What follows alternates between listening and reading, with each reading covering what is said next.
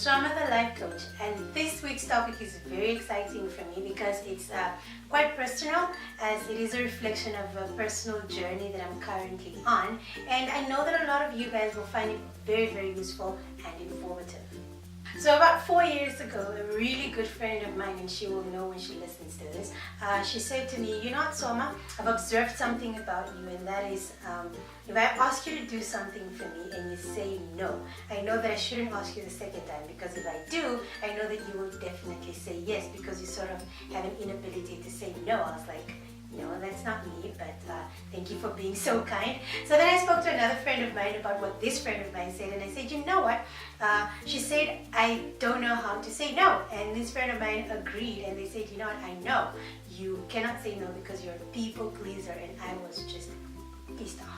I was really angry that there's people or friends of mine that think I'm a people pleaser, and I was like, I'm not a people pleaser. I know exactly what I want, and I do exactly what I want, and I don't do anything to please anybody.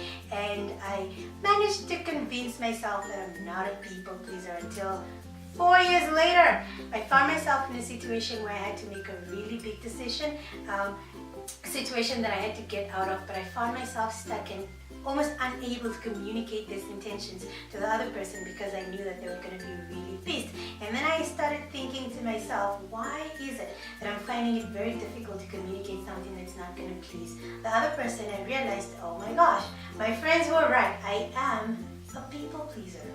The only reason it took me so long to admit that I am a people pleaser is because I regard it as a weakness, and of course it is a weakness, and I just hope, unlike me, it doesn't take you so long to admit it so that you can start working on yourself. I'm going to share with you some indications in order to establish whether you are a people pleaser or not, and then we're going to just discuss briefly what are the causes of it, and I'm going to share with you some solutions on how to work on it. A people pleaser is a person that generally finds themselves in a position where they feel they don't have an option but to mold their decisions to other people's expectations in order to avoid either hurting them or making them angry or generally displeasing them.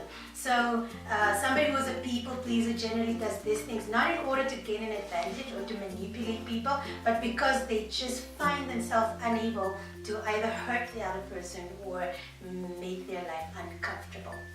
The following are indications that you might be a people pleaser. Number one, if you feel guilty for saying no to someone, or just are scared of disappointing the other person if they ask you to do something for them, or if you are generally scared of making a decision because you feel like somebody might just be offended or disappointed by the decision that you make, or by something that you do, or something that you choose not to do. Number two, if you are indecisive, you might just be a people pleaser, and this is something that I can very much relate to. So when you have to make a very important decision in terms of what job to take, or a relationship to get into or not, or to move to a certain place, you find that you want to get as many opinions from people that you respect in order to help you make a decision. And even when you've got all of these people's opinions, you still find yourself a bit paralyzed to make a decision. And what you would do, and which is something that I really do a lot, is to just allow things to happen and then you react. Basically, if I want to move from a place where I'm staying, I would rather wait until something that pushes me to move happens instead of just deciding that this is time for me to move now. So you're just indecisive and you prefer to get opinions from other people before you can make a final decision. As a people pleaser, you might have a fear of confrontation or conflict. If you're in a situation where you have to speak to somebody about something that they did and it really upset you or disappointed you, and you are anxious about this talk and you are fearful and you're not looking forward to having this conversation because of a fear that the other person might get really angry, they might shout at you, they might get really disappointed, and you would rather not have that conversation, then you might just be a people pleaser. Number four, and this is something that I do a lot and I hate to admit it, but it's true. If you're one of those people that post something and then remove it from social media because you think there's a lot of people that are either going to disapprove or people that are going to be offended by your content, then you might be a people pleaser. And I'm quite an opinionated person. I've got very strong opinions about religion, churches, relationships, a lot of stuff. But I post stuff on my WhatsApp, Instagram, or Twitter, and then I remove it immediately when I realize that there is a potential that some people will be really offended by this stuff. And that's how I know I am a people pleaser. It's very important for you to understand that it's not your fault that you're a people pleaser, and in order for you to work on yourself, you need to understand that there's certain things that happened in your childhood that made you that way. You are not born that way, and if you want to help somebody that you think might be a people pleaser, you need to look back into their childhood and the parenting styles that they were brought up in. Number one, if you grew up in a home where your caregivers, guardians, or parents were very unforgiving of a particular trait that you might have, say you were a slow learner, you're a very forgetful child as I was, or you're very sloppy with your work, and your parents were constantly shouting at you for that particular thing, you have learned that being yourself makes other people really angry and upset, so you have sort of acquired a skill to cover that up and do stuff that would rather not upset the other people. If you grew up in a home where your opinion was not asked for or it was not welcome, it just means you didn't get enough training or practice in voicing your opinions.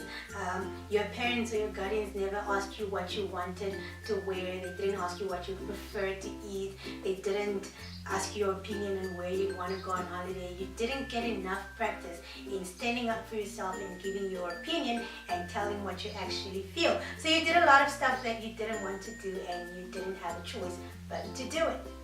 If your parents were volatile and prone to getting really upset or angry at the slightest inconvenience, you have mastered the art of anticipating what they expect of you and then doing exactly that in order to not upset them. So out of being scared of them and their reaction, you've managed most of your childhood to stay out of getting into trouble because you don't want them to shout at you, or you just love them so much that you didn't want to make their day any worse or make their life any more difficult than it already was.